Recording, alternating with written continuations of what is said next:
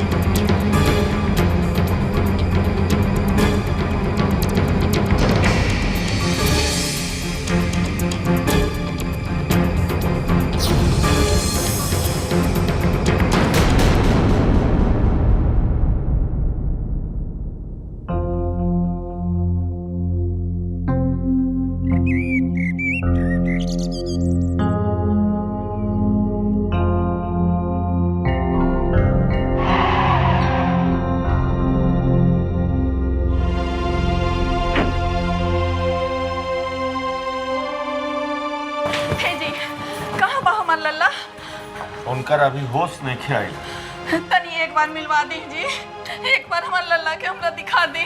आहा धीरज रखी, डॉक्टर उनका इलाज करत था। आए है ने आए।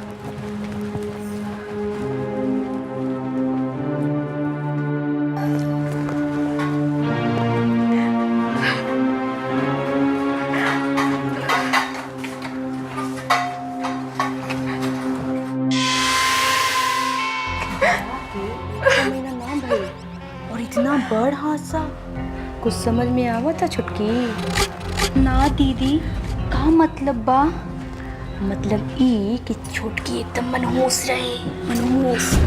हम बाबूजी से कितना बार बने कि बाबूजी हमार छुटकी चचेरी बहन से ब्याह करवा ले, पर दीदी राउर बहन तो सावर रहली, यही से तो बाबूजी मना कर देले रहलन। ना चुप रहू, तहरा कुछ बात मालूम नहीं है। कौन बात दीदी? दरअसल देवर जी अनुराधा के साथ पहले से सेटिंग कर लेना। हाँ, ये लव मैरिज है, लव मैरिज। ना ना, राउर दीदी का कहल बानी, बाबूजी लव मैरिज खातिर थोड़ी तैयार हो सकेलन, यही से तो ये लव मैरिज के अरेंज कर लेल बा। दरअसल बाबूजी लल्ला के बहुत मानेलन, ये सब खोटी पहले ही से बैठावल गई बा, ना तो ये रिश्ता कबो ना होइत।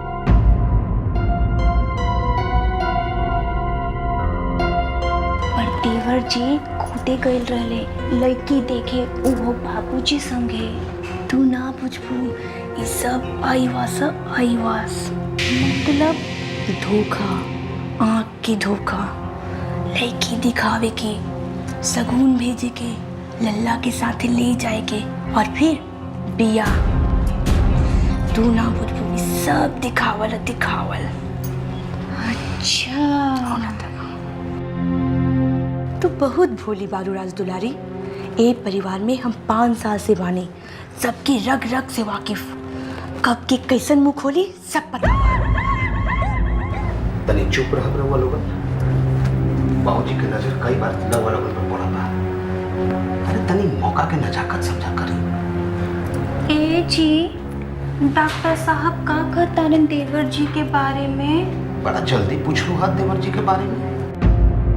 वैसे तोहरा जानकारी के लिए बता दी कि दोनों जना के हालत ठीक नहीं है, कुछ न कहा जा सकता। अब तक चुप रही हाथ तुम लोग।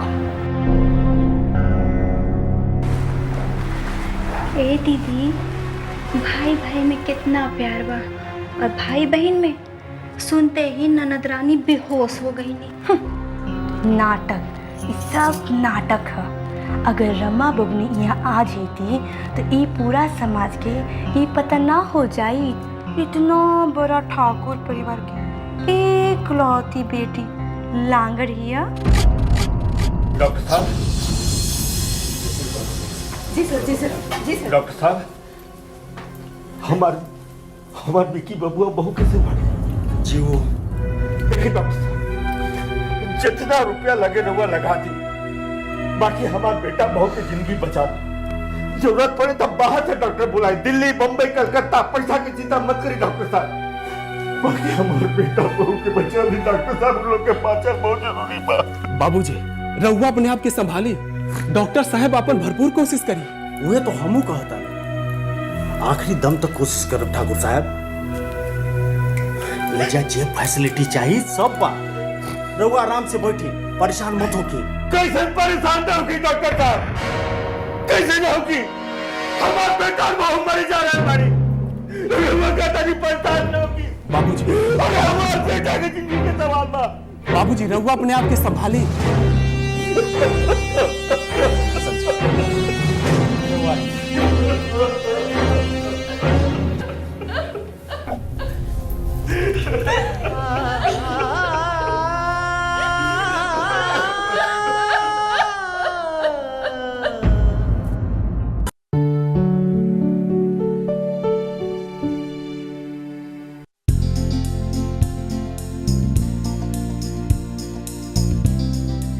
हम रउआ सबकी मजबूरी समझता नहीं, पर हम का कर सकते नहीं। फंड में रुपया नहीं है, हर एक महीना झूठा दिलासा दे सकते नहीं और कुछ।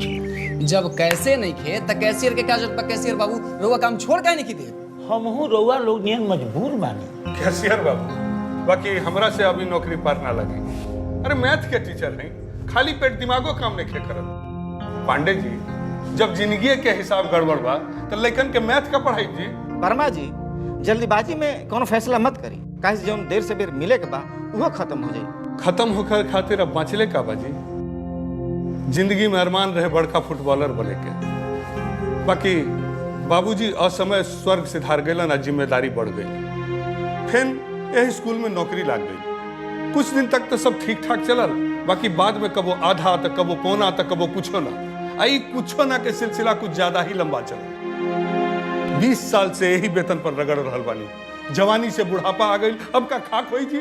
मास्टर जी, जल्दबाजी में कोनो फैसला मत ली। सुने में आइल बा कि मुख्यमंत्री जी आवेला बानी, कोनो ना कोनो हल जरूर वहाँ के निकालब। हाँ हाँ, हम सुन ले बानी। बाकी हम ही मीटिंग सीटिंग बहुत देखले आ सुन ले बानी। मास्टर साहब, रउआ लोग की चिंता मत करी, हम जल्दबाजी में कोनो गलत फैसला ना करब। अच्छा चला तनी अभी, नमस्कार।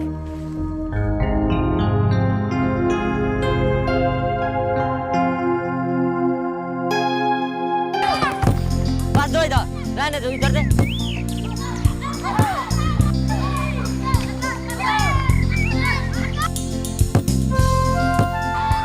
अरे पास दे।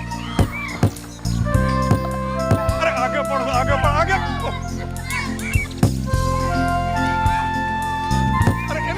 गोल। अरे गोल छूटा। मार शॉट मार। हाँ तेरी कर। अब बुढ़ बात कहीं के। भाई देखो, इनका बुढ़ौती में जवानी चढ़ल बा, ये हाथ को काट लो।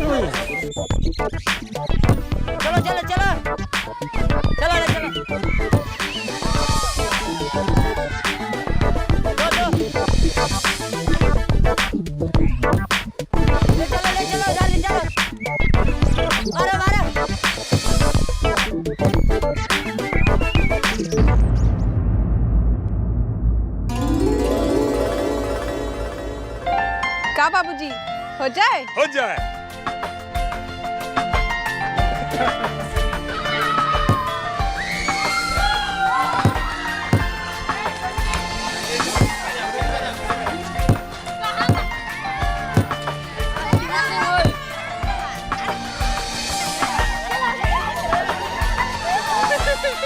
वर्मा जी को हाथ तो वही हम।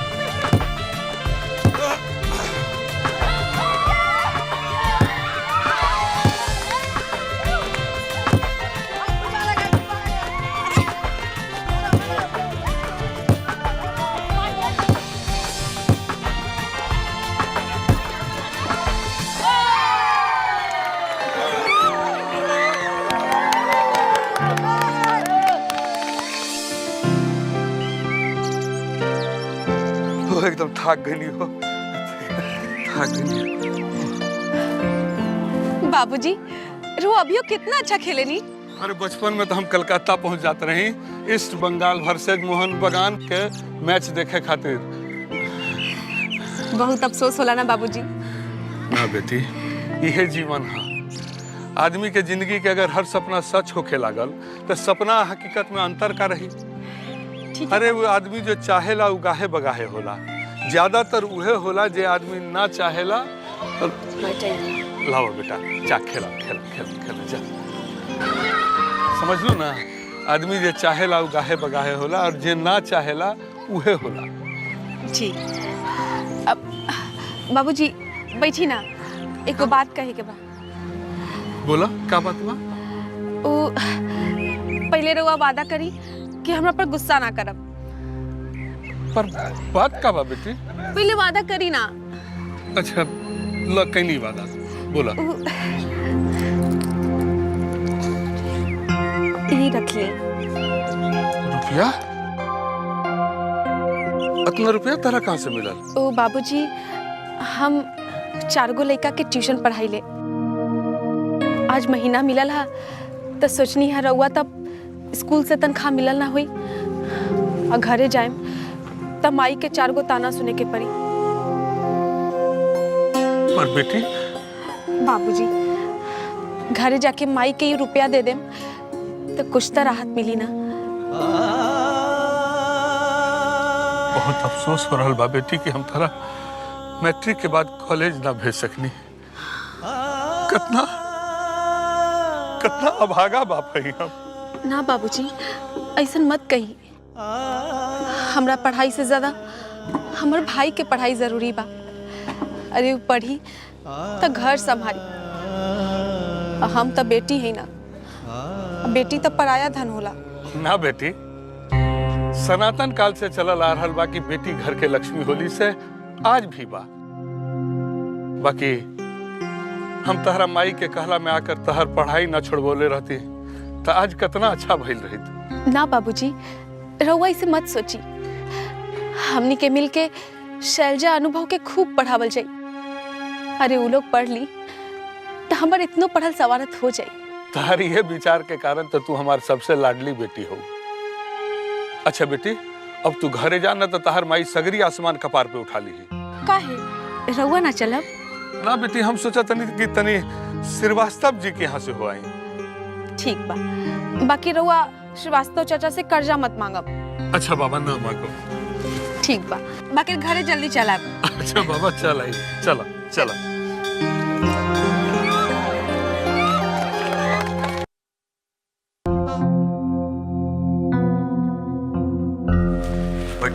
धन्यवाद डॉक्टर साहब। डॉक्टर साहब कैसन हालत बा? हम रउआ लोग के अंधेरा में रखे के नहीं के चाहत। पेशेंट की हालत बहुते खराब बा। अनुराधा देवी के तो ढेर चोट लागल बा।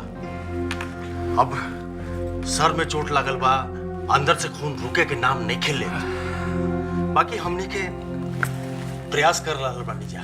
अगर दिल्ली से कोनो डॉक्टर के बुलावे के पड़े तो हमने बुला सकता नहीं। बाबूजी के बहुत सारा मिनिस्टर से अच्छा ताल्लुकात बा, बस एगो फोन होई और हम जानता नहीं रंजीत बाबू, ठाकुर सूर्य प्रताप सिंह के नहीं के जानत। बाकी दूसर जे डॉक्टर आई उहे करी जे हमनी के कर रहल बानी जा। अब विक्रम डॉक्टर साहब ओकर का कंडीशन बा?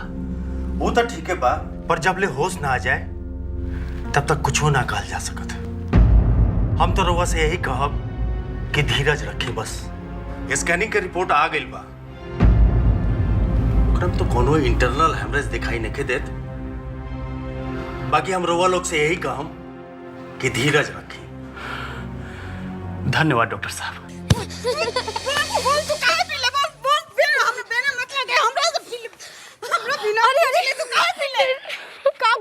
ऐसे काहे मारता रू एकरा के? पूछे करे से हम बतावे पड़ी का भइल। स्कूल से आके अनुभव खातिर दूध रखला पी गईली नहीं। दीदी हमरा के जोर से भूख लग रहा है। स्कूल के आके माई से खाना मांगनी तो ना देले।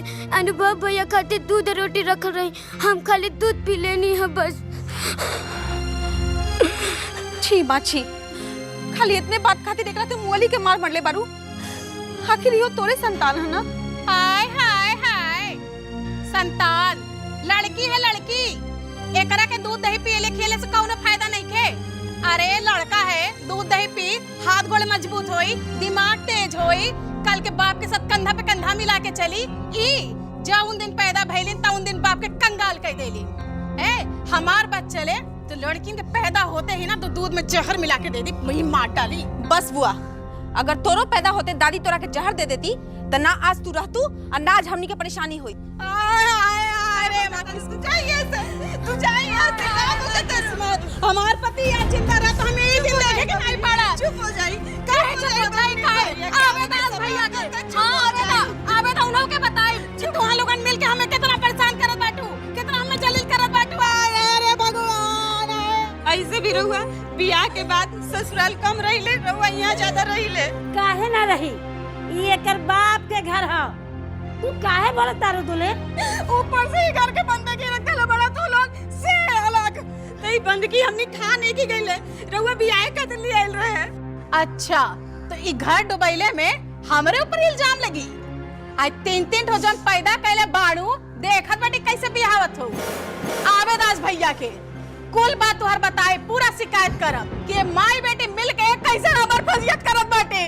सब बताए के भाई ठीक बा जे बोले के हो कि बोल दे। अब आके वो हमरा गर्दन दबा दिए तो ठीक रही, कम से कम इस जंजाल से तो छुटकारा मिली।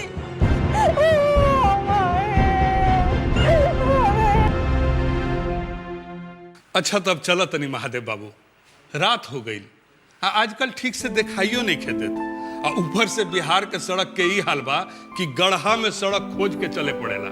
कहीं कोनो गढ़ा गुड़ी में गिर गई तब बेमतलब के हाथ गोड़ छिटक जाई। तो अखवा दिखा काहे नहीं खेले? हमारे एगो डॉक्टर परिचित बाड़न। रहे दी यार, डॉक्टर लगे जाए तू फेन एगो नया चश्मा लिख दी, और नया चश्मा 500-700 से कम में आई ना। इतना रुपया अभी हमरा लगे नहीं खे। यार कहतानी, अब पैसा की चिंता भी करत बानी, पैसा की चिंता हम पर छोड़ दी।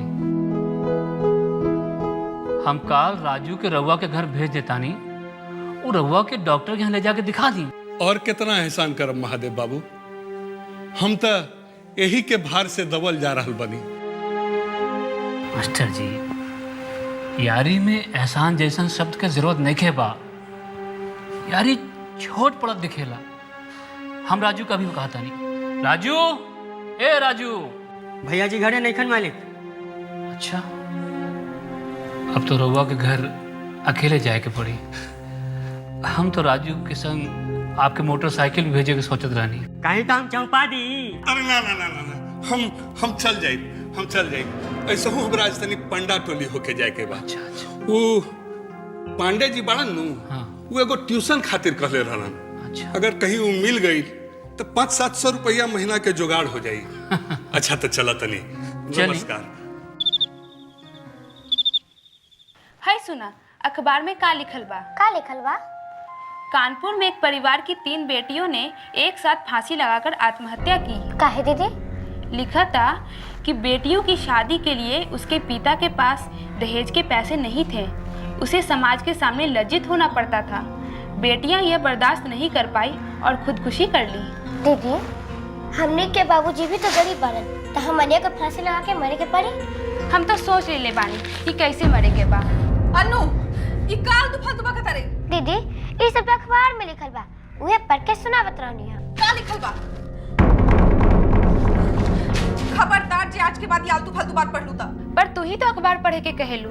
हम तो जनरल नॉलेज खातिर कहले बानी, ये आलतू फालतू बकवास पढ़े खातिर ना।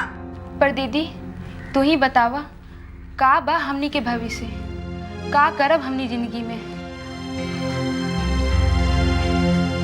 का करे के चाहता? पढ़े के, बस इतने नु। हमरा के अगर पढ़ावे के रही तो स्कूल काहे छोड़ावल जाई?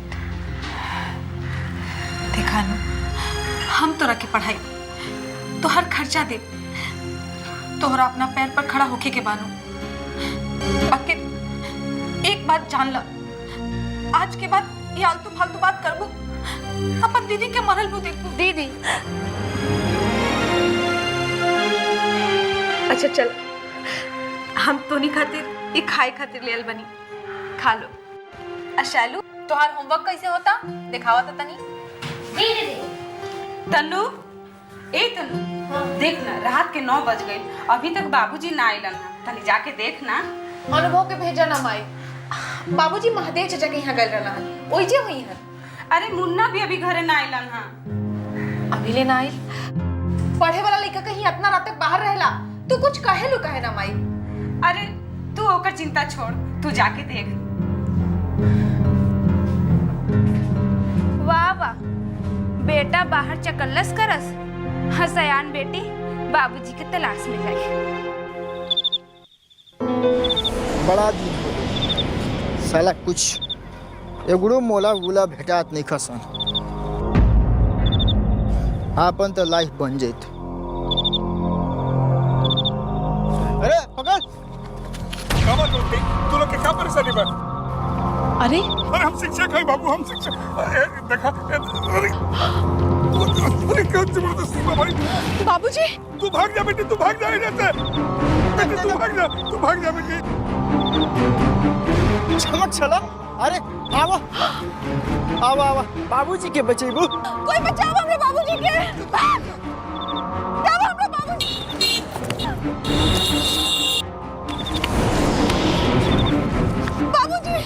बाबूजी बाबूजी कौन रहे बाबूजी? सब का चाहत रहे? हम ना छीनत रही बबली, लेकिन रुपया के हम ना छीने देनी। रुपया बचा ले दिया, तो रुपया बचा ले दिया। रुपया जाए देती बाबूजी। देखी तो कितना घाव लग गल रहुआ। अगर हम अभी ना आई तब मारे वाला से बचावे वाला बड़ होला भगवान। यही से तहरा के भेज देला। रुपया ना छीने देनी बेटी, रुपया ना छीने देनी। कुल बटोर ला बेटी, कुल बटोर ला।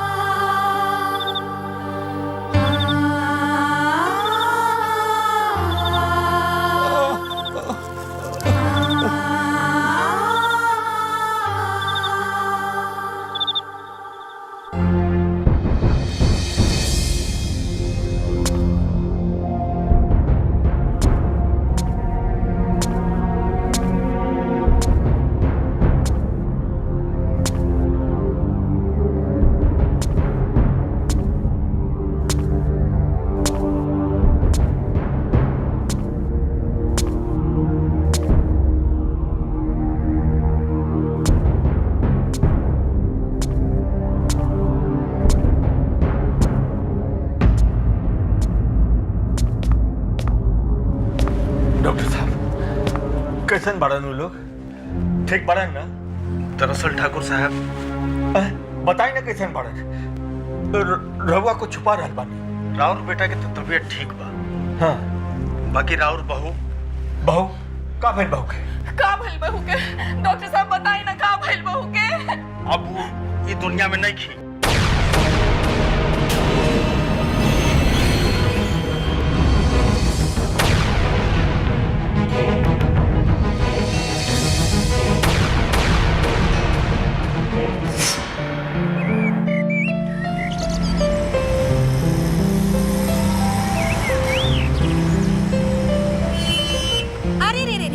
एकदम देहे पे गाड़ी चढ़ा देबा का?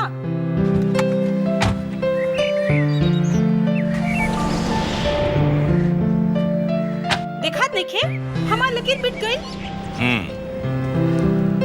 तोहार किस्मत के लकीर जे बनावे आयल है। रउआ के है?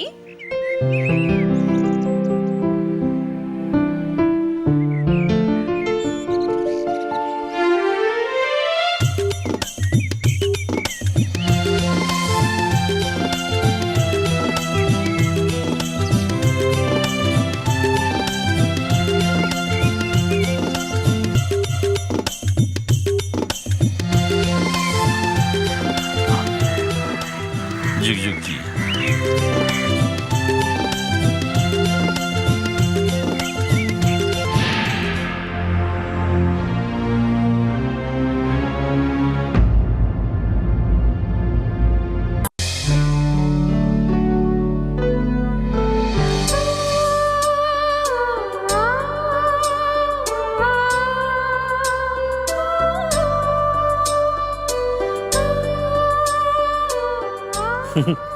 का हाल बा?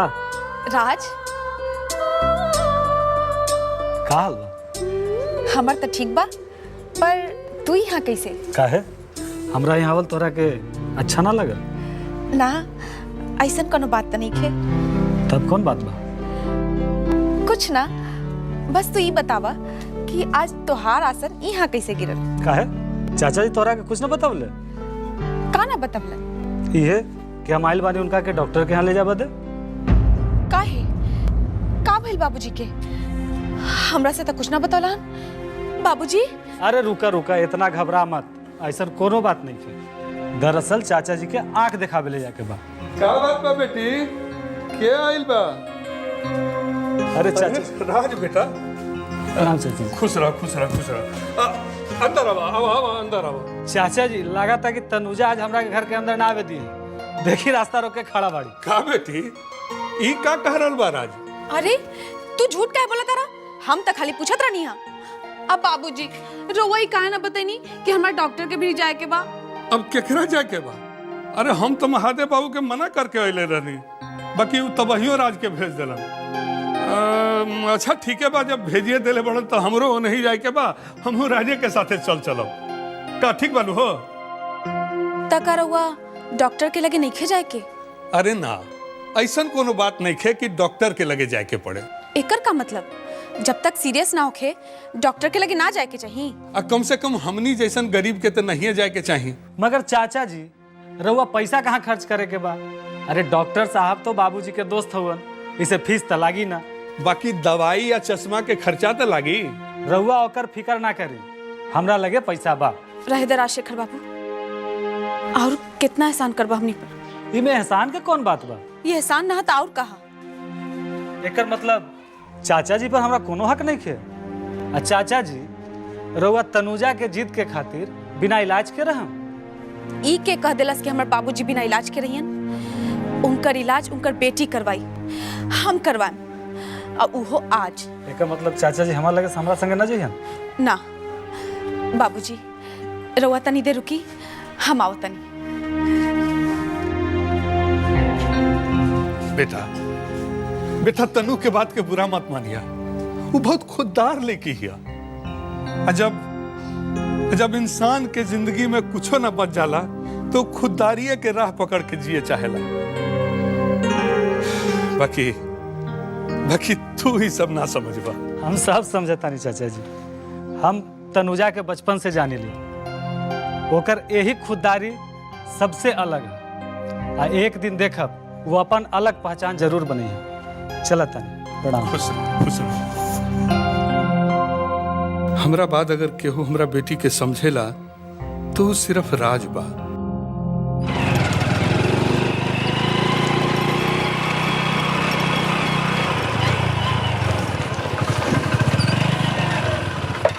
चलो उतरो, चलो बैठ। तुझे कर रहा बड़ा ठीक कर रहा बड़ा? का करता नहीं हम? ये है दोस्त सब संगे मटर गश्ती, स्कूल ना जाके सिगरेट पिए के आदत, अपन करियर के प्रति लापरवाही, और का? हम का करी भैया, रहुए बताई। कोर्स के आधा ज्यादा किताब हमारे पास नहीं थे, सर और दोस्त के सामने जरीर होके पड़ेला। अब रहुए बताई हम का करी। तो ये सब बात चाचा जी से कहला? का फायदा, घर में खाए के मोहताजी बा, बच्चा का पढ़ाई के बारे में क्या सोची? वो आयाशी वाला पढ़ाई, अयासी वाला पढ़ाई का मतलब? और न तो का, खाली पास कर से कवनो फायदा नहीं है। डॉक्टर इंजीनियर बने खातिर अलग से कोर्स करे पड़ेला, ओकरा डोनेशन लागेला, आ इतना खर्चा हमारा पे के करी? तब पढ़ला से का फायदा?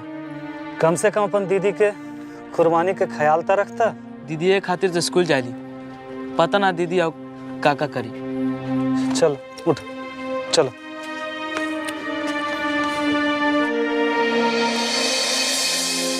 देखा बेटी, मास्टर जी के जो प्रॉब्लम बा वो खाली दवाई से ठीक नहीं हो सकता। विजन में ब्लैक स्पॉट के मतलब बा बुढ़ापन के शुरुआत। का एकर इलाज बहुत महंगा बा का? वो तो बा, एगो तो ऑपरेशन करही के पड़ी, साथ साथ खान पान के ऊपर भी ध्यान देवे। जी अच्छा। तोरा बाबूजी के ये सब कहल ठीक ना रहे से तोरा अकेले में बोला कि सब बात कह रहा बानी। फिलहाल एक आई ड्रॉप लिख देता नहीं, रोज दिन में 4 बार डालत रहिए और 2 दिन बाद आके दिखला दिया, फिर आगे के ट्रीटमेंट बताइए। हैं जी जी राउर फीस कुछ ना, मास्टर जी महादेव भैया के दोस्त हो, इधर फीस ना ले सके। अच्छा जी प्रणाम।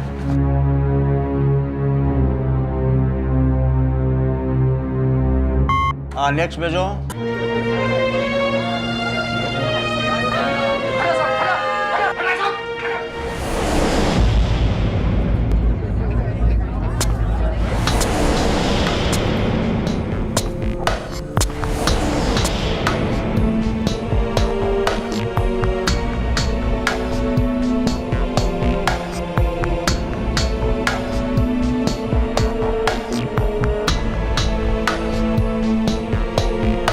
दुनिया से एक और अमीर कम हो गई। ऐसा काहे बोला तेरा भाई? अरे मौत के गम अमीर आ गरीब दोनों ला एके जैसन होला। ना साहब, गरीब लोग मरल तो आपस में गम बांटेला, भीड़ इकट्ठा होला। अमीर मरला तो धक्का दे के भीड़ हटावल जाला। देखली है ना रउआ कैसे धक्का मार गिरावल जात रही है। वो तो बच्ची बचा ले ना, रउआ तो गिर गई रहती। बाबूजी रोआ बैठी, हम रिक्शा लेके आओ तन। ठीक बा।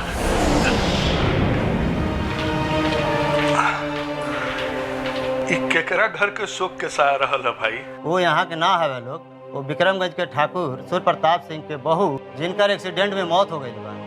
भगवान उनकरा के सहे के शक्ति देस।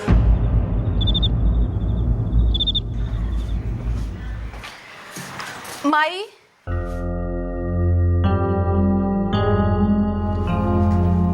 ला चाय पिए। तनु का बतैलन डॉक्टर इनकरा के देख के? का बताई, हम कोनो डॉक्टर ही जे सब जाना तानी। दवाई देले बारन आँख में डाले खातिर। 2 दिन बाद फिर बोलौले बारन, ओकरा बादे पता चली। अरे जब 2 दिन के बाद बताई वो मुछौसा डॉक्टर तो आजे काहे नहीं बतैलस? आई रोज रोज बुलावे के का मतलब? अरे मतलब का होई, ओकरा अपना फीस बनावे के होई, 1 दिन के विजिट जे मिल जाई। माई वो डॉक्टर साहब फीस ना लेना। का फीस ना लेले? डॉक्टर जवान रहले का मतलब बा तोहार? आजकल के डॉक्टर साहब जवान लड़की फंसावे के नया नया तरीका निकालत है। फीस ना ली है, मुफ्त में इलाज करिए। बस वो बस, अरे इससे ज्यादा तू कुछ सोची नहीं खुद सकत। दिमाग सड़ गई बा तोहार, इलाज के तो तोहरा जरूरत बा। अरे वो डॉक्टर महादेव काका के दोस्त हवन, हमरा उम्र की बेटी बा उनकर। छी माई आ गई ना तू? कहाँ रहले है ये बेरले? बताओ, अभी आगे स्कूल के समय है। बोल, कहाँ घूमत रहले है? घरे आके का करी? तोहनी के किच किच से उब गल बनी हम। अभी तो आवत तनी, एक दिन घरे छोड़ के भाग जाए। का कहले? घर छोड़ के भाग जीबे? आए? घर छोड़ के भाग जीबे? अरे ई का करे तारू? जवान लड़का पे हाथ उठावत तारू? आ कहीं सचमुच घर छोड़ के भाग गई ता? हां? का कर मांगने के? कहां जाए? चुप कर बुआ। तोहनी के शायद पाके एकदम बिगड़ गई बा। कहां जीबे रे? बोल कहां जीबे? कहीं भी जीबे तो पेट भरला तू को रोटी कमाए के पड़ी। ओ लाख मेहनत मजदूरी करे के पड़ी। बात नहीं मतलब में। तनु, वो अभी अपना बाप के कमाई खाता, रोटी के ताना मत दीहा। जब वो बड़ा होई तो उहे कमाई, तू ना। हमरा मालूम बा माँ, हम बेटी हैं, कोनो काम के नहीं की, ऊपर से पराया धन बानी। मगर हम तोरा सहारा के लड़खड़ात नहीं की देखे के चाहत। यही से एकरा के मजबूत बनाए के कोशिश कर रहल बानी। आज के थप्पड़ एकरा के जिंदगी के थपेड़ा से बचाई। मगर अफसोस तोहनी के ही बात समझ में ना आई। अरे ही तभी बच्चा बा, पर तू संभल जा, ना जिंदगी भर पछतावे के पड़ी, पछतावे के पड़ी। देख बबुआ, तोरा खातिर हमरा कितना सुने के पड़ता। तू पढ़ाई लिखाई पर ध्यान काहे नहीं के देख? तोरा खातिर तनुजा और अनुजा के पढ़ाई छूटल, एक एक पैसा जमा करके तोहर फीस भरी ले। खाली फीस भर देला से पढ़ाई ना होला माई, बहुत कुछ चाहेला। तू ना बुझबू, बहुत भूख लागल बा, खाना द। ठीक बा, हाथ मुंह धोला, हम ले आवत तनी। तू कोनो बात पे ध्यान ना दिया बबुआ, ई सब तोहरा से जलेली। हमरा बाबूजी के वंश बढ़ावे वाला तो ही ना हवा। आई लड़की सब तो बोझ है, बोझ, पिछले जन्म के पाप। अरे बड़ा अच्छा कर्म कैले से तो बेटा पैदा होला।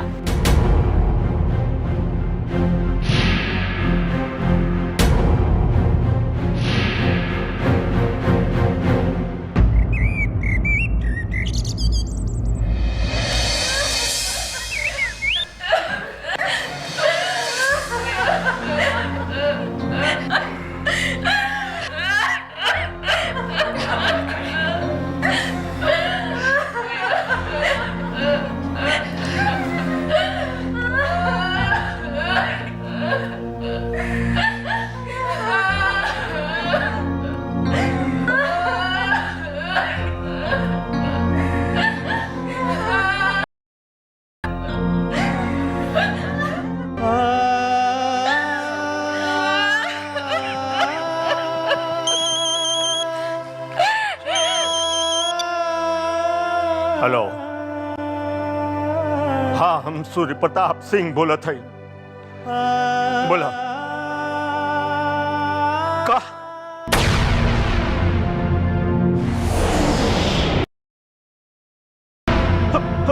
हमारे विक्रम बाबू होश में आ गए।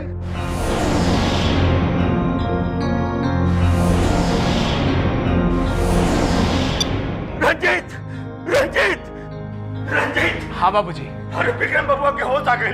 तका हमने विक्रम के इंतजार करी बाबूजी। ना ना ओकरा भी होश आइल बा। ओकरा सब बतावल ठीक नहीं के। तू लोग एक काम करा, जब ले अंत्येष्टि क्रियाक्रम ना हो जाए तू लोग जाके जिम्मेदारी संभाला। हम अस्पताल जाता नहीं। ठीक बाबूजी। तो रउआ का अंत्येष्टि में ना रहा। एगो कहावत सुनला, जे बीत गइल से बात कइल, जे हमने के छोड़ के चल गई ओकरा बारे में सोचला से का फायदा। अरे जेकरा होश आइल बा, जे हमार बेटा बा, जे जिंदा बा, ओकरा बारे में सोचे के जरूरत बा। ओकरा बारे में समझला।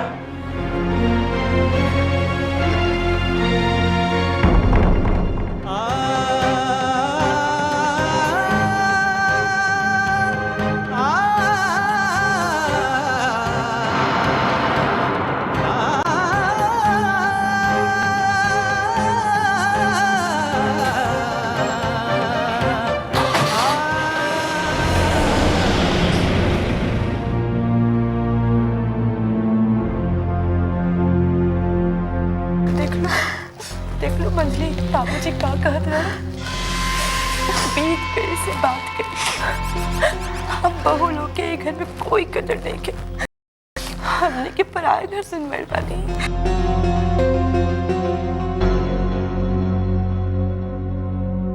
मगर अस्पताल में भी तो जायब जरूरी बानो दीदी। देवर जी वहाँ खोजत हुई है तो क्यों ना दिखी तो परेशान हो गई है। चल हट, तू तो बड़ा भोली बनता रहूं, ना तो भोल बन के नाटक करता रहूं। अरे कहाँ का चाहता रहो तू? दीदी वो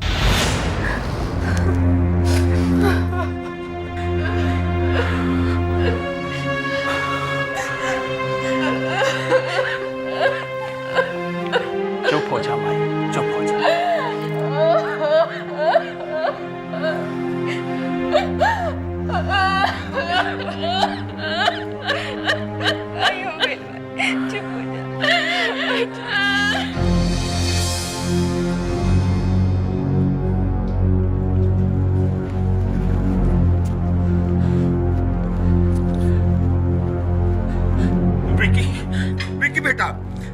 विकी बेटा, आँख खोलो बेटा। देखा तो और बाबूजी तेरा सामने बढ़े।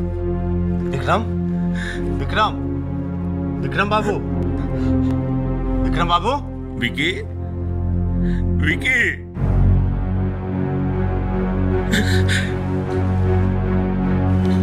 कैसे बड़ा बेटा? विकी कैसे बड़ा बेटा?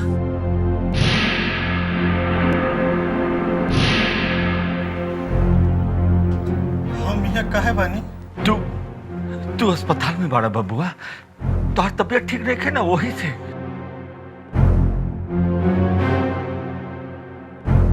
रउआ के हैं? विकी, हाँ, हम तोहर बाबूजी ठाकुर सूर्य प्रताप सिंह हमरा के नहीं खचिनत। विकी, हम तोहर बाबूजी।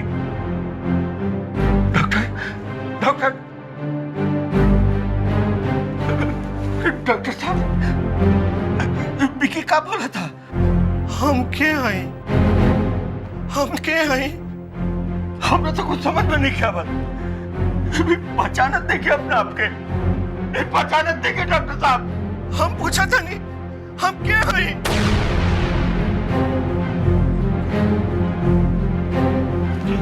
हम क्या हैं? हम क्या हैं? हम क्या हैं? हम क्या हैं? सिस्टर, हम क्या हैं? इनका सोना जरूरी बा। हम क्या हैं? लगाओ हम क्या हैं?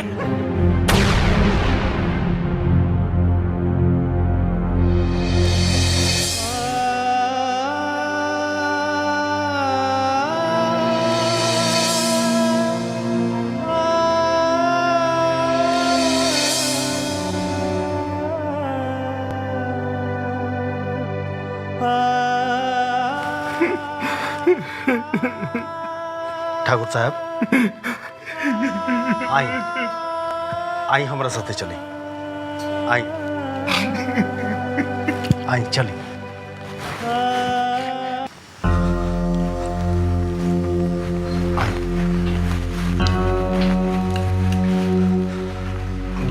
बैठी।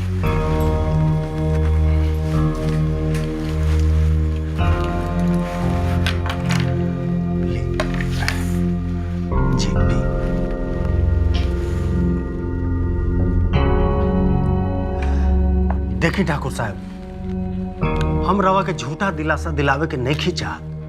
हम सच्चाई बताओ तनी, और हम चाहता नहीं कि धीरज के साथ रवा सच्चाई के सामना करें। हाँ, बोली डॉक्टर साहब, हम सच्चाई सुने खातिर तैयार बानी। बस खाली इतना बता दी कि हमार बेटा कहीं पागल।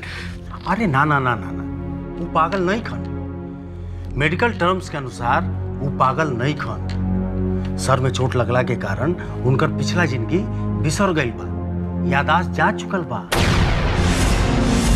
सर में चोट लगला के कारण उनकर पिछला जिंदगी बिसर गई बा, यादाश्त जा चुकल बा।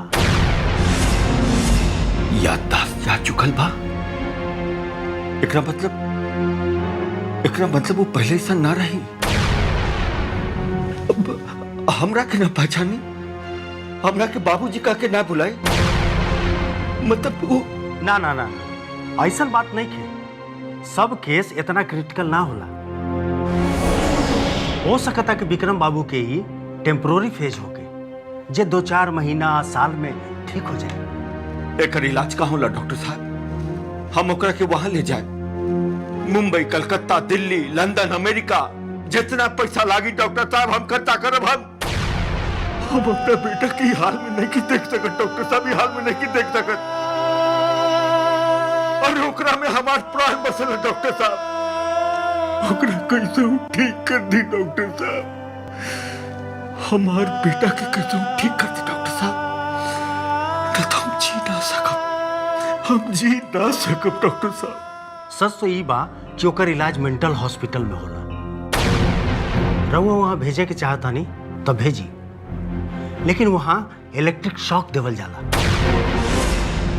जे शायद वो बर्दाश्त ना कर पाए।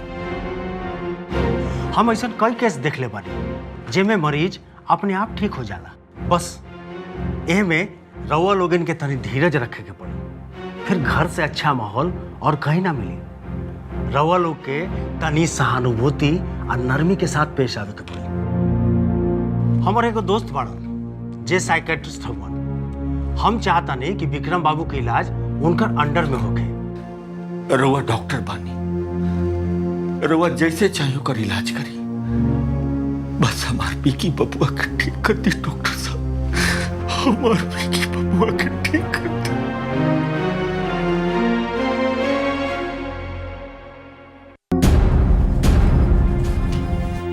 चल देलू महारानी?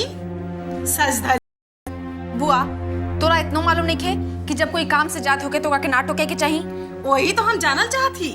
ऐसन कौन काम आ गए कि सज धज के मुंह उठा के चल देलू? उ तोहरा के बतावल कोनो जरूरी नहीं है। जब जवान लड़की के महतारी के आंखें में पट्टी पड़ जाए तो बुआ होले के नाते हमरे पूरा जाने के हक है। अब पे कल के कुछ ऊंच नीच हो जाए तो हमरे स्वर्गवासी बाप और सीधा साधा भाई के नाम पे तो धब्बा लग जाए। तू निश्चिंत रह बुआ, ऐसा हम कुछो नहीं करे जात। तो बतावत काहे बाड़ू कि कहां जात लू? छोड़ दी ना बबनी, काहे रउआ परेशान बानी? कोई जरूरी काम से जात हुई? मालूम बा कौन जरूरी काम से जाता नहीं। रउआ बानी कि कुछ पूछबे ना करत है। रोज यही टाइम सज सवर के निकल जाली। कहां जाती है, किससे मिले जाती है? कहीं कोनो यार तो नहीं? बबनी ई कान आपसे ना पकतानी। हमरा अपना खून पर पूरा भरोसा बा। ई कोनो ऐसन काम ना करी जेकरा से परिवार के सर झुकी। तब बोलत काहे नहीं खे? बाकी बात तो मुंह से फाट फाट फुटाता और यही बोले खातिर मुंह में दही जम जाता। ई का हल्ला गुल्ला हो रहल बा हैं? घर के लोग मछली बाजार बना देले बा। अपने महारानों से पूछिए भैया, आपके लाडो रोज सज सवर के निकल जाले घर से और ये बाड़ी कि कुछ पूछते नहीं थे। अब दूसरा पूछा था तो उनको बुरा लगा था। हमरा मालूम बा उ कहां और काहे जा रहल बड़ी। बाबूजी रह दी ना, जाए दी, रोआ जाके आराम करी। ठीक बा, तू जा जहां जा रहल बड़ू। ठीक बा बाबूजी।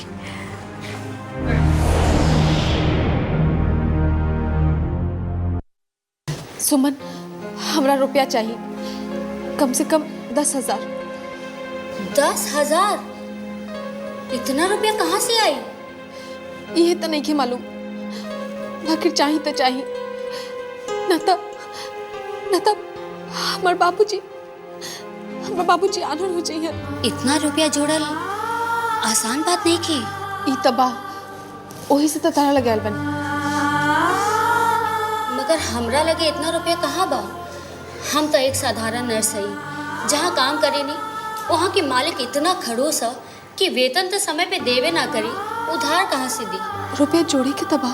तू जहाँ ट्यूशन करेलू वहाँ से कुछ एडवांस मिल जाता। 2 जना तब हाथ उठाते ले बानी। एक जगह से वादा मिलल बा 2,000 मिले के, आखिर उसे का हुई? हमरा पास तो 2,000 रुपए जमा बा, वो दे सकता नहीं। धन्यवाद सुमन, बाकी के रुपया के इंतजाम जैसे ही हो जाए हम तोरा से लेके जाए। तू रुपया रख ले रहिया। इतना ला निश्चिंत रहा। अच्छा तो हम चला तक।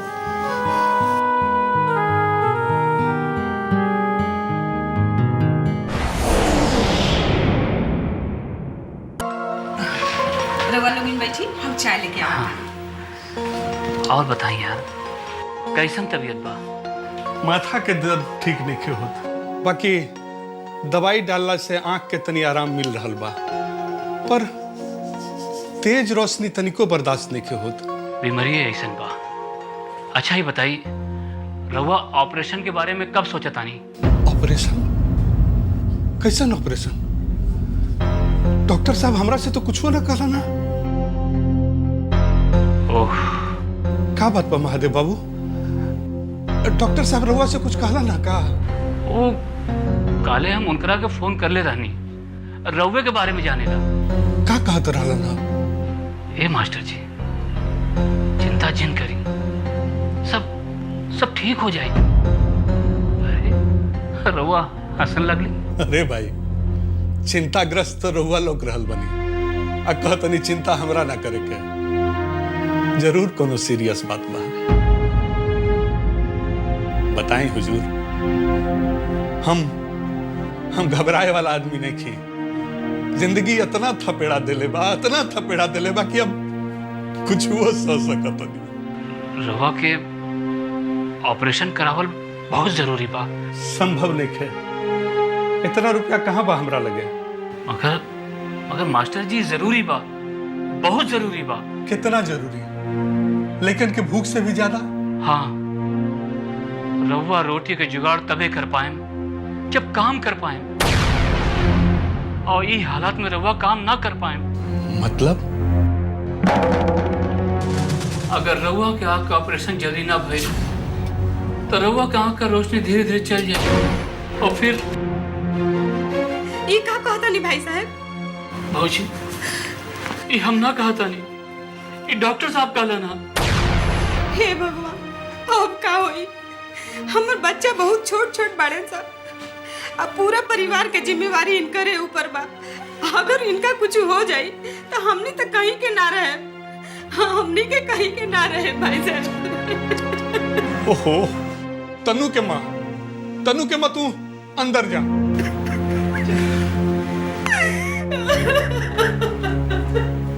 ए यार, भौजी की चिंता बेवजह नहीं है यार।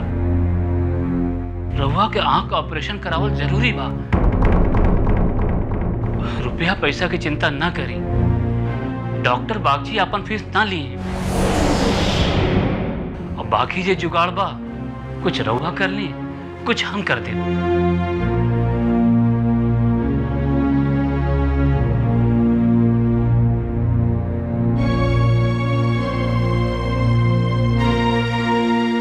कहा भाई यार, कुछ कहत काहे नहीं की? कुछ सोच रहा बानी। कहा? ये कि भगवान हमरा से और का चाहता है।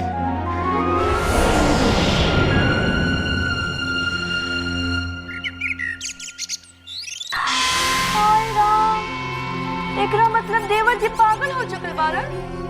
अब पागल कहा चाहे याददाश्त जाइल कहा, ऐसा आदमी के तो पागले नो कहा, जेकरा कुछ याद नहीं के जब चाहे जे करे लागी वो आदमी पागल ना कहे तो और का कहे? अच्छा तो हमने के अब एगो पागल जरूर रहे के पड़ी। धीरे बोला, माई सुन ली था। सुन ली है तो सुन ली है, हम कोनो गलत बात नहीं बोलत। अच्छा सच्चा महारानी चुप हो जा, और ज्यादा साच बोले के बाद तो अपने बाप के घर चल जा। देखी बात बात में हमरा बाप घरे जाए के मत कही, हमरा अच्छा ना लगेला। भैया रउआ लोग बात के कहां से कहां ले जाता नहीं, ये सब काम लगी सही वक्त नहीं कही। जबान पर कंट्रोल रखे के सीखा, जाहिल औरत। देख ली नू देवर जी, दिन रात ऐसे ही हमरा के बोलते रहलन जैसे कि घर में हम जबरदस्ती घुस आइल बानी। अरे पूरा 50 लाख रुपया दे के बाबूजी यहाँ भेजले बारन, और बात बात में बाबूजी के घसीट दिले। भौजी चल गइलन भैया, आप देखत नहीं खान, चुप हो जाई। वैसे भी आज पूरा दिन खराब बीतल बा। अरे चुप हो जाई ना भौजी, जाई जाके आराम करी। हाँ हाँ हम तो चुपे हो जाई, औरत जे बानी।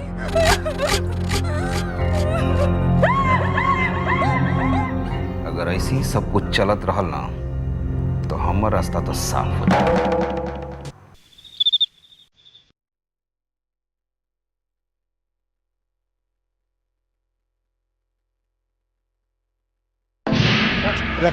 सुना ओकरा के होने रख, चल ता। अरे होने का ए ना यहाँ रखा, कहा था नहीं उन्होंने ना रखा।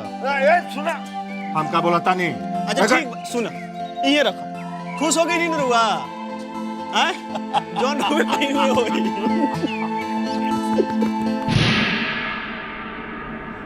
गिरधारी जी मालिक।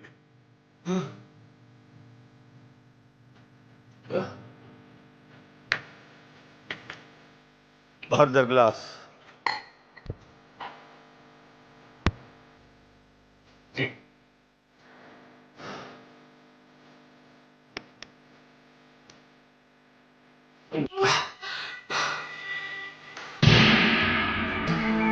एक पपीता देखा तुमने हुआ? हाँ अभी कहला लागल बरुआ, पूछी हमरा से का है? ई ऐसे लागल बा कि बड़ होई पाक की अरुआ खाए, अरुआ खाएम त और लीवर ठीक हो जाई, एला हम लगेले बानी। अरे हमार लीवर के का भइल बा? डॉक्टरवा कहले नहीं कि और लीवर थोड़ा थोड़ा डैमेज हो गइल बा। अरे वो डॉक्टरवा झूठा आवारा बा। अच्छा। खाली फीस खातिर हमरा के बीमार बनेले रहला और कहला कि हम शराब पी ले। अरे वो शराब खुदे पिएला, देखा तारा कि हम हट्टा कट्टा बानी।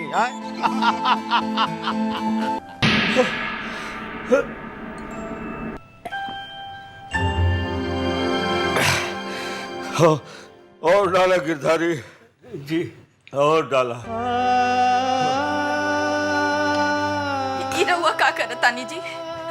डॉक्टर मना कइले रहे ना, रउआ फिर से शराब के हाथ लगौनी। रउआ हमरो से तो वादा कैले रही ना पिए के।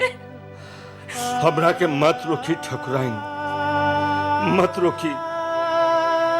हमार बिकी बबुआ ई हाल में, हमरा जीते जी हमार बिकी बबुआ ई हाल में, अरे हमार तो सब कुछ खत्म हो गया। हमार जिंदगी, हमार जिए के मकसद सब खत्म। मालिक ऐसे टूट जाए तो बाकी लड़काई के का होई, हमनी के का होई। विक्की बाबू के सबसे ज्यादा राउर जरूरत बा, उनकरा के का होई।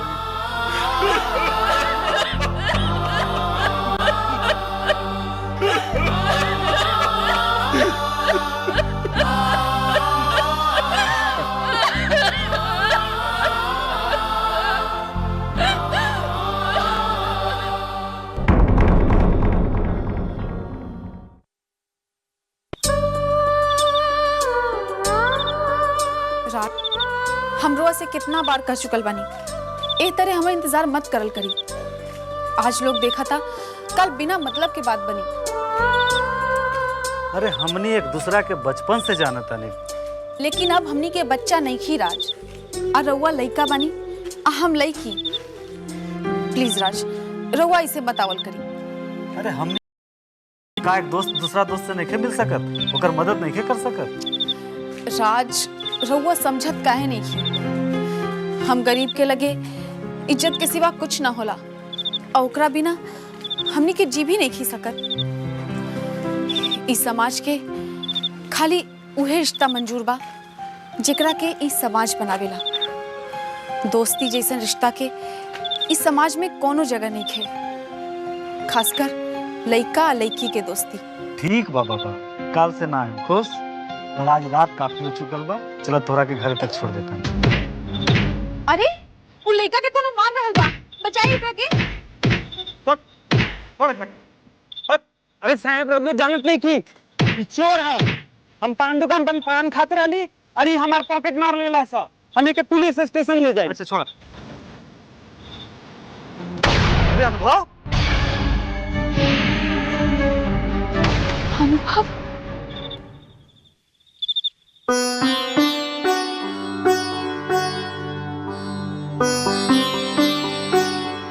हे दुर्गा माई, रउआ तो सब केहू के माई है। एगो माई के दिल के हालत रउआ से अच्छा के समझी माई? रउए बताई हम कैसे बर्दाश्त करी? हमार हंसत खेलत लइका के जिंदगी में ई कैसन अनहार कर देनी माई, कैसन अनहार कर देनी। अगर हमरा से कोनो गलती भइल बा तो रउआ ओकर सजा हमरा के दी, बाकी हमार लइका के नहीं। हमार लइका के बकस दी माई, बकस दी। हम जानत हई अगर राउर आशीर्वाद मिली ना तो ठीक हो जाए। हमार लइका पे कृपा करी माई, कृपा करी। तू ठीक बता छोटकी, राज बाबू टेलीफोन पर का कहलन हां? कितना बेर कही? 10 से लेके 5 बेर पूछ लेलू हा। एक बेर फेन कह देबू त नानी ना मर जाइए ता। राज भैया कहलन हा कि चाचा जी से कहिया चिंता ना करे के, तनु अनुभव साथे बा लोग आवे में तनी देरी होई। हे भगवान, बस इतने? ए ना बतैले कि कौन सिनेमा देखे के आ कौने होटल में खाए गए हैं लोग? ना, हम जानत रहनी कि ई लड़की एक ना एक दिन हमने के नाक कटा के रही। अब भैया ऐसे चुपचाप बैठले से काम नहीं खे चली। बुलावा अपने दोस्त महादेव बाबू के आ कैला फैसला, नहीं तो अभी तो शुरुआत है, पता नहीं का देखे के पड़ी। अरे अभी घर के इज्जत तो भगवान बचावे, भगवान के हाथ में सब बा। कहाँ रहलू अपने तुम? ई टाइम है शरीफ घर के लड़की के घर आवे के 10 बजे रात के। बाबूजी, रउआ ऐसे बात करता नहीं हमरा से? हाँ, हम ही छूट देले बनी तारा के तो पूछहूं के जिम्मेदारी हमरे बनता।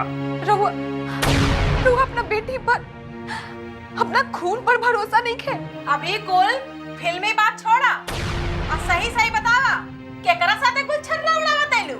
जी बुआ, ये सब बोले के पहले सोच ले रहा तू कि तू केकरा पर इल्जाम लगाओ तारू। का कहा तारू? हानो तोरा बतावे के जाए के पड़ी। हमरा कुछ नहीं के कहे के बस।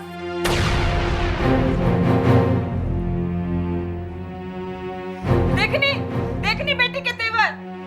ए तू बताओ कहां गइल रहला सब? बताओ बोल। एकरा से का पूछत बाड़ू भौजी? ई का जाने जवानी के खे? अरे एकरा तो अपने संगे ले गइल होई अपन गर्दन बचावे खातिर। बस कर सुहासिनी, अच्छा है से। हां जा तानी। हमरा के का होगे का तो तोहनी के बाने। हमरा के का करे बा? चल रे बाबू चल चल।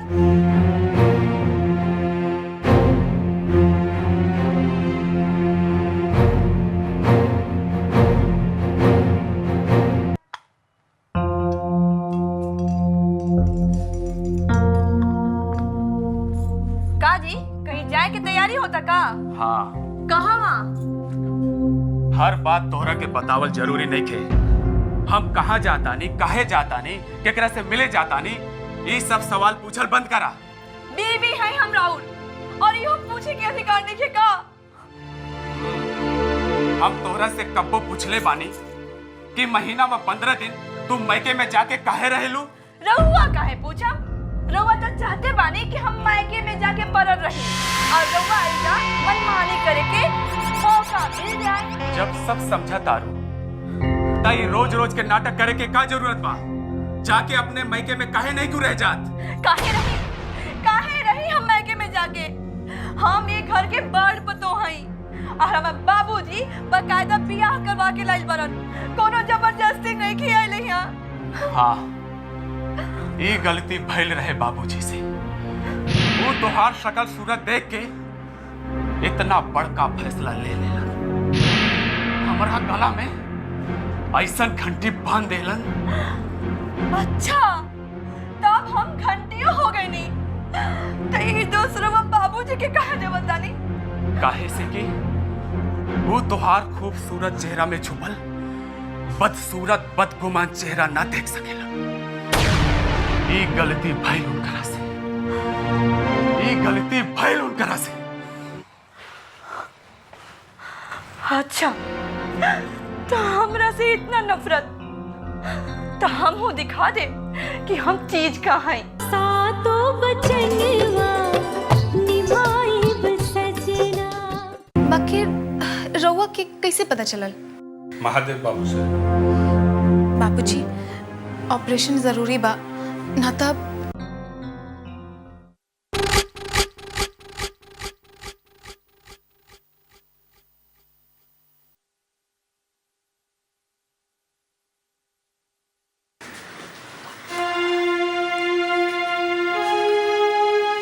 बाबूजी, चाय। आखिर तू बोलत काहे नहीं खू? काल रात का भइल रहे कुछ परेशानी, बाकी अब सब ठीक बा। उहे तो जाने के चाहत बानी कि का परेशानी रहे। चुप काहे बाड़ू बेटी? आखिर ऐसा कौन बात रहे जो तू हमरा के बता नहीं क्यों पावत? बाबूजी, जो अपना बेटी पर भरोसा नहीं किया तो फिर सब कुछ हमरा पर छोड़ दी। अरे एक बात हम भूल गए। डॉक्टर बागची के 4 बजे के समय मिलल बा। हम ट्यूशन जाता नहीं, ओजा से आके रोके ले चल। हमरा कोनो अच्छी बात चीज से नहीं के दिखावे के। काहे? अभियो नाराज बनी हमरा से। काहे कि तू हमरा से एगो बात और छुपैलो बड़। का छुपौले बनी? ई है कि डॉक्टर ऑपरेशन लगे कहले बा। ना ना, माने हाँ, बाकी रउआ के कैसे पता चलल? महादेव बाबू से। बाबूजी, ऑपरेशन जरूरी बा ना तब। न तो हम अनहर हो जाएगी है ना। 10-12 हजार के खर्चा कहाँ से संभव बा बेटी? तो हम कोशिश कर रहल बानी नो। जबले रुपया के इंतजाम नहीं खे होत तब तक ट्रीटमेंट तक करवावे के पड़ी। बेटी तू बेमतलब के रिक्शा भाड़ा, दवाई खर्चा ई सब में खर्च कर रहल बड़ू। अरे ऑपरेशन करावल संभव नहीं है। हाँ, कोनो दिन अगर फटाक से पूरा तनख्वाह मिल जाए तो सब कर्जा उर्जा चुकैला के बाद ऑपरेशन के बारे में सोचल जा सकता है। अच्छा अच्छा ठीक बा, बाकी एक बार तक चली तो सही। देखी मना मत करे हमरा खातिर। ठीक बा, आज के दिन बस। ठीक बा। अच्छा हम जाता नहीं, रहुआ चाय पी ली, जितने जल्दी जाए उतने जल्दी आए।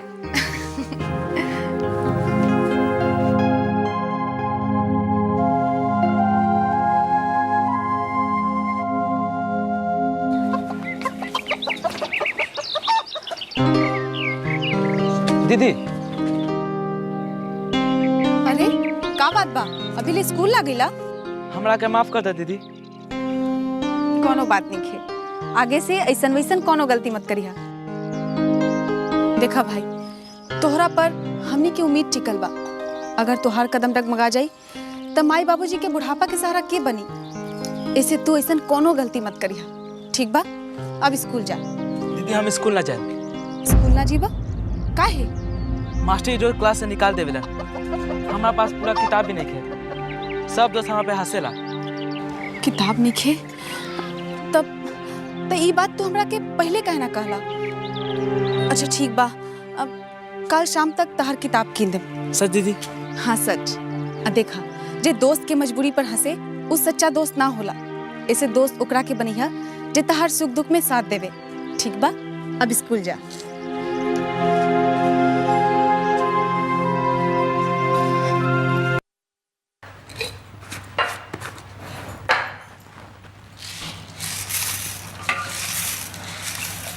छोटका बबुआ के साथ भगवान अच्छा न कैलन। भगवान कितना बेरहम हो गए। हमरा से तो मालिक मरकनी के तू देखल नहीं जा। अरे केकर दुख नहीं थे देखल जा। काका मालिक मरकनी के। अच्छा अच्छा अच्छा, तू जा, मलकिनी खोजत रही जा। महाराज जी। हाँ काका। तनी दूध गरमा दी, मालिक खाती। जी।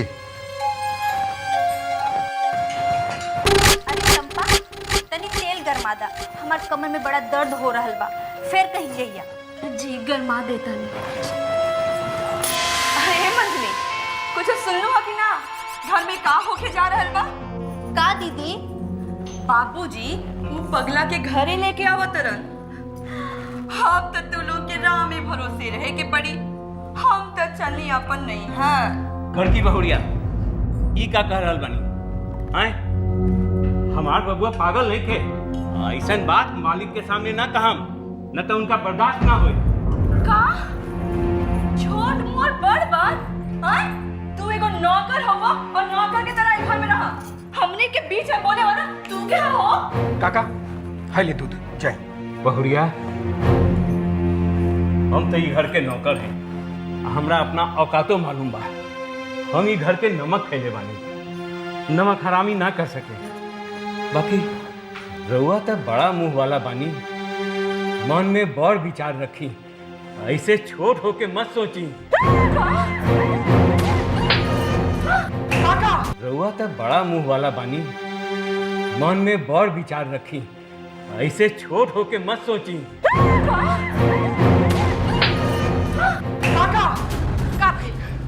अरे हम पूछे था नहीं का भाई? बड़की भौजी काका के झापट मार लिया। का? हाँ, हम एगो नौकर के ऊपर औकात दिखावत रहे। बहू, ये तू का कह रहे पड़ू? गिरधारी भैया ये घर में नौकर नहीं, ये घर के सदस्य हुआ सदस्य। अरे 40 साल से हमने के सुख दुख में इस साथ पड़न। बहू, चला इनका से माफी मांगा। माफी मांगा इनका से। माफी? वो एगो नौकर से? माँ जी, हमार नैहर में नौकर सब के औकात ना है कि मालिक से बात करे। और यहाँ तो रवा लोग सर पे चढ़ा के रखने वाली। पता नहीं चला कि के मालिक और के नौकर। काका हाय ले दूध। गिरधारी भैया, हम एकरा तरफ से माफी मांगा तानी। ये नादान बिया, एकरा बात के दिल पे मत लिया काका। ना ना मलिका है, हम तो सचमुच ही घर के नौकर हैं। इसे माफी मांग के हमरा शर्मिंदा न करी। बाप रे बाप, ये घर में कितना नाटक होला। छटकी चल हमने के चले जाओ। ना दीदी, हमरा और देवर जी खातिर खाना ले। हाँ तनी तुम चापलूसी कर ली। हा हरी भैया जाइए, राउर मालिक के अस्पताल जाए के बा। जातनी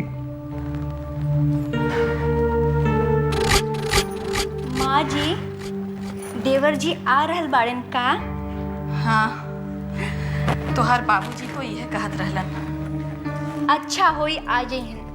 उतना दूर अस्पताल में, ऊपर से कुछ यादो नहीं खे। ठीक बा। हाँ, घर में रही तो शायद कुछ याद आवे लगे। माँ जी रउआ चिंता ना करी, सब ठीक हो जाई। हम तो माँ संतोषी के 16 शुक्रवार उपास रखले बानी। माँ भगवती तोहार मन्नत पूरा करस। पता ना हमार कौन गुनाह के सजा हमार लल्ला भुगत रहल बा। माँ जी रउआ चिंता मत करी, देवर जी एकदम ठीक हो जाइहन।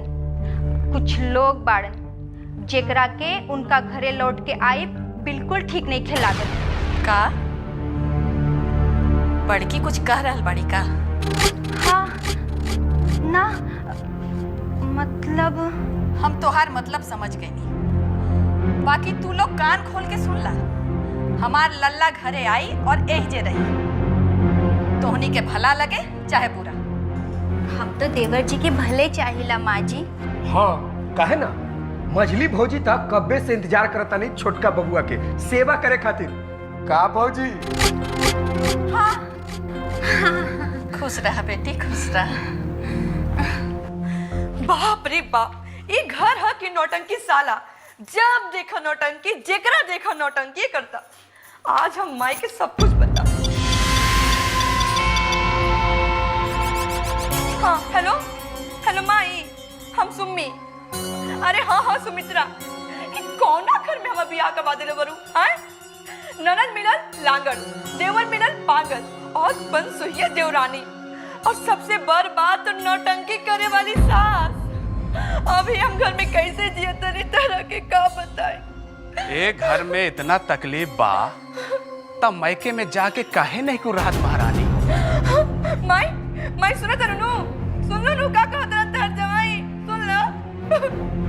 हेलो हेलो माई, लागत तो फोन काट गई। कट ना गइल, डर के मारे माई काट देले हुई है। अब बड़ा मुश्किल से तोहरा के वो घर से निकाल के हमारा गर्दन के फसरी बनौले बाड़ी। अब अगर कहीं तू वापस चल गइलो तो तोहर भौजाई लोग तो ससुराले छोड़ के भाग जाई। का मतलब बराउर? अब हम और हमार घर वालन तोहरा के बर्दाश्त करदा लो त एकर मतलब ई थोड़े बा कि तोहर भौजाइया लोग तोहरा के बर्दाश्त करी। अच्छा, तो हमरा से बेसी रवा हमार भौजाई पे ध्यान रख ले बानी। ध्यान ना हमदर्दी बा। अब जाके महाराज जी से कहा हमरा ला नाश्ता लगावे के। बाबा जाए के बा हमरा के बा तो जाई, लेकिन हम वो नौटंकी साला में ना जाई। वो रसोईया ना एगो नौटंकी साला बा जो हमेशा एगो नया तमाशा होला कि करेलू। जब देखा केहू ना केहू के शिकायत। अरे ये घर में और भी लोग बा, वो लोग के तो कोई परेशानी नहीं के, पर तू बाड़ू की। अरे ये घर में इतना बड़ा हादसा हो गई और तोहरा ओकर तनिको फिक्र नहीं के, खाली अपना स्वार्थ के बारे में सोचत रहेलू। छी।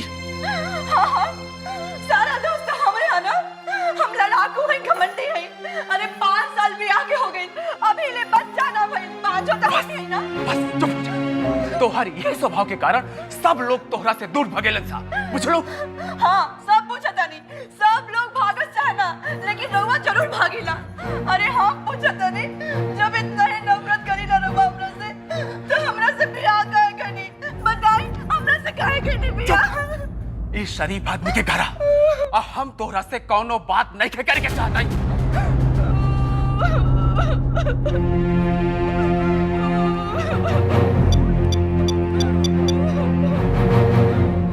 फोनो बीजी बतावता माई। विकी, विकी बेटा, घर चलवा। चला ना। ए बार हमने दोनों बाप बेटा चल के 1 महीना फार्म हाउस में रह जाए। वहां तो हर प्यारा सा कुत्ता जैक भी बा, लोटन कबूतर भी बा, और नेतरहाट जंगल से जे हिरन लेके ले रहा ना वो बा। हमनी के दोनों जना उहे रह जाए। चला घर चलवा। लेकिन रउआ के हैं? हम तो हर बाबूजी बेटा। याद करना, माई, बड़का भैया, मंझला भैया, भौजाई लोग। कुछ याद नहीं किया। Doctor, doctor, doctor,